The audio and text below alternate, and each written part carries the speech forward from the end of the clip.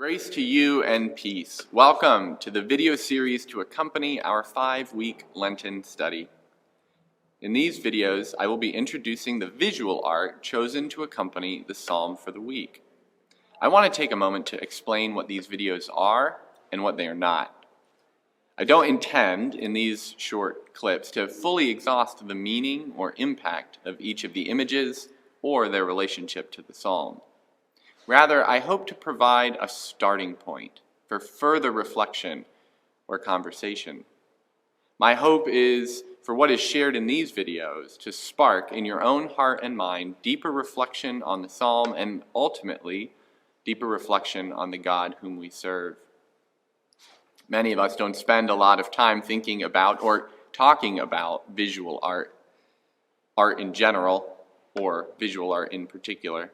Here are a couple of tips that I personally find helpful when it comes to spending time looking at art.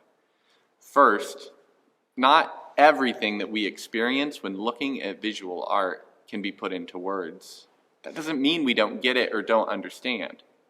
Trust that just spending some time looking at these images alongside the psalm will help us to see more in the psalm and to see more of who God is, even if we can't put it into words. Second, accurate interpretation requires accurate description. In other words, take time to simply describe what you see. Describe colors and textures, locations, figures. It may feel silly, especially in a group, because we assume that everyone is seeing what we are seeing. But no painting or visual art can be understood if we fail to describe what we see. Take time then to do this kind of description, as though you're talking to someone who can't see the image. Once you've described it, you'll be in a good place to begin to interpret, assigning moods and feelings and actions to what's in front of you. And my final tip is don't overthink. Sometimes art makes us feel like we have to say something brilliant.